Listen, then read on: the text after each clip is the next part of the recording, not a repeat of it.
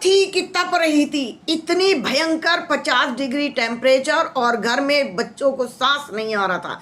ऐसे लग रहा था अभी उल्टी आ जाएगी, अभी उल्टी आ जाएगी। सब लोग परेशान थे, गीला कपड़ा निचोड़ निचोड़ कर बाल्टी में गीला कपड़ा बिखरते थे और बच्चों के हाथ पैरों पर ढक रहे थे। मम्मी जी क्या करूं, मेरी तो कुछ समझ में नहीं आ रहा है। देखो ना छोटू को उल्टियां लगनी शुरू हो गई हैं। घर में एसी नहीं है क्योंकि इतनी आमदनी ही नहीं थी कि एसी खरीदा जाए। ये तो दिल्ली में जो पोल्यूशन है ना, जो बड़े बड़े महानगर हैं उसमें जो गाड़ियों का पोल्यूशन है उससे तो सांस लेना और भी मुश्किल हो चुका है। गरीब लोग क्या करें, क्या कमाएं, क्या खाएं, एसी कहाँ से लगाएं? और अगर एसी लगा भी लिया तो इसका बिल कौन भरेगा? मेरे पति की तो इतनी आमदनी है नहीं। उसने सास से कहा था, सास ने कहा बेटी मैंने भी तो पूरी उम्र इसमें निकाल दी, तुम क्यों नहीं रह सकती हो? मेरा तो घर है, मैं इसे छोड़ के कहाँ चली जाऊंगी? और मेरे पास इतना पैसा नहीं है कि मैं शिमला, नैनीताल और मंसूरी चली जाऊं। मैंने तो सारी उम्र यही काटी है और क्या है, आज भी ठीक ठाक हूं मैं। गर्मी सर्दी तो लगी रहती है, ये तो मौसम बदलता है, तो मौसम बदलने से सब कुछ होगा। तभी उसने अपनी माँ को फोन किया था, मम्मी आप मुझे ये बताओ मुझे क्या करना चाहिए कि मेरे बच्चे अच्छी तरह से पल जाएं। मम्मी ने बड़े आराम से बड़े प्यार से समझाया था, देख बेटा तू अपनी छत पर कुछ गमले लगा ले, उन पानी की ठंडक रहेगी, मिट्टी की ठंडक रहेगी और गमले जब वो छाया देंगे ना तो तेरी छत पे ठंडक बनी रहेगी। बेटी की समझ में आ चुका था। फिर पूछा था, लेकिन मम्मी गमलों के लिए तो पैसा चाहिए, वो कहाँ से आएगा? पैसा भी तो नहीं है। तो फिर माँ ने समझाया था, देख बेटी घरों के अंदर सब कुछ होता है, बस इच्छा होनी चाहिए। बहू के अंदर, बेटी के अंदर इच्छा होनी चाहिए। मुझे जिंदगी जीनी कैसी है माँ सिखा रही थी। तेरे घर के अंदर टीन टप्पर जरूर पड़े होंगे, प्लास्टिक की बाल्टी, प्लास्टिक के डब्बे, टीन के डिब्बे, नहीं तो सर्फ साबुन की बड़ी बड़ी थैलियां। जो भी चीज़ तेरे घर के अंदर रखी है कबाड़ से जुगाड़ बना दे, तू ये समझ ले, और उनके अंदर मिट्टी और उपले मिलाकर तू पौधे तैयार कर दे। अब बेटी को समझ में आ चुका था कि उसे क्या करना है। उसने अपने घर के अंदर से ही निकाले और पड़ोस में थी कबाड़ी की दुकान, उनके वहां पहुंच गई। बोली भैया एक बात करनी है मुझे आपसे। वो बोले, कबाड़ी बोला कहिए ना क्या चाहती हैं आप? मैं ये चाहती हूँ कि जो आपके पास ऐसी कोई चीज़ें हैं जिसके अंदर मैं कुछ पौधे लगा दूँ, प्लास्टिक की या लोहे की जो पुरानी चीज़ें आप मुझे सस्ते दाम में दे दीजिए। उसने कहा बेटा ऐसी क्या बात है, मैं तुम्हें वैसे भी दे दूंगा। ये कुछ चीज़ें ऐसी हैं जो मैं बेच भी नहीं सकता, तुम ले जा सकती हो। वहाँ से वो कुछ चीज़ें पुरानी उठा लाई थी और पड़ोस से एक सीढ़ी उठा कर लाई थी और सीढ़ी से छत पर चढ़ गई थी। छत पर चढ़कर उसने गमले रख दिए थे। तभी उसकी नंद आई थी, कॉलेज से आई थी। कॉलेज से आते ही उसने पूछा, भाभी आप क्या कर रही हो? कुछ नहीं, कुछ जुगाड़ करना चाहती हूँ कि घर जो तप रहा है इसमें कुछ ठंडक बनी रहे और हम सब चैन से सो सकें।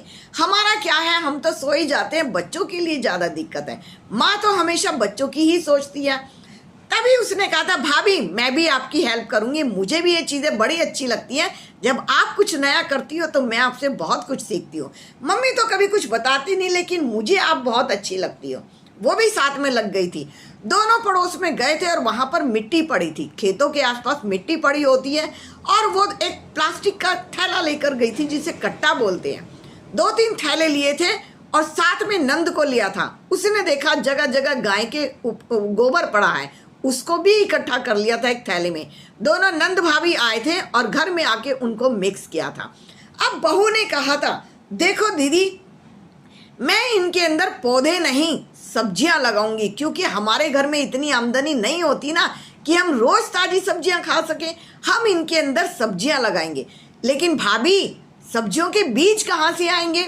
रुको, सारी सब्जियों के बीज हमारे घर के अंदर ही होते हैं। हमारी जो रसोई घर है ना उसके अंदर हर चीज रखी होती है।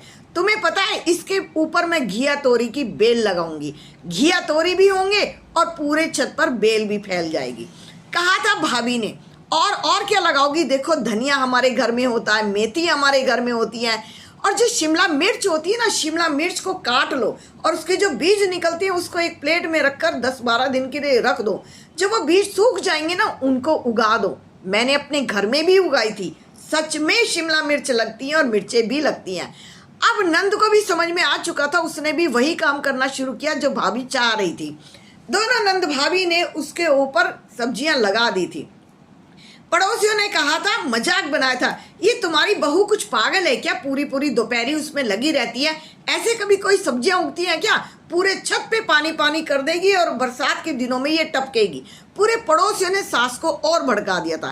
सास ने कहा, ये कौन सा नया मकान बना के देगी, मेरे मकान को भी सत्यानाश किए दे रही है, छत पे पानी पानी भर दिया इसने और ये देख लेना थोड़े दिनों में ये लेंटर भी जैसे गिर जाएगा। बहू चुप रह जाती थी, नंद समझ रही थी भाभी बहुत ही समझदार है। 15-20 दिन के अंदर छोटे छोटे पौधे उगाए थे, जिन्हें देखकर नंद पोली नहीं समाई थी। भाभी को तो पहले से ही अभ्यास था, बस माँ की अच्छी सीख थी। थोड़े दिनों पर उनके ऊपर पौधे बड़े बड़े होने लगे थे और 1-1.5-2 महीने के बाद ही उनके अंदर सब्जियां उगनी शुरू हो गई थी। बैंगन, भिंडी, तोरी, घिया, सारी चीजें, टमाटर, सारी चीजें छत के ऊपर लग गई थी। कबाड़ से जुगाड़ बना दिया था। छत पर बेल ही बेल हो गई थी और ताजी सब्जियां। एक दिन एक थाली के अंदर वो उन्होंने सब्जियां धो कर रखी हुई थी।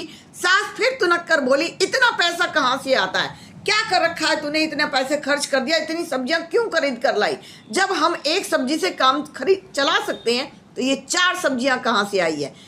तभी नंद ने कहा था, ये भाभी की मेहनत है, ये हमारे घर की सब्जियां हैं। पड़ोस में से एक दिन एक आंटी भी आई थी। अरे सुनो, मुझे ना थोड़े से पुदीने की ज़रूरत है, बहुत ज़्यादा गर्मी हो रही है और मुझे पुदीने की चटनी बनानी है। दोपहर में कहाँ जाऊंगी मैं पुदीना लेने के लिए, हो सके तो मुझे थोड़ा सा दे दो। बोतल के अंदर पुदीना उगाया हुआ था। बोतल के अंदर छेद कर करके पुदीने की डंडियाँ लगा दी थी। जैसे ही बाजार से पुदीना आता था, पुदीने के पत्ते तोड़ते थे, उसकी डंडियों को नहीं फेंकते थे, उसको बोतल के अंदर लगा देते थे पानी में और पुदीना फिर से बड़ा हो जाता था।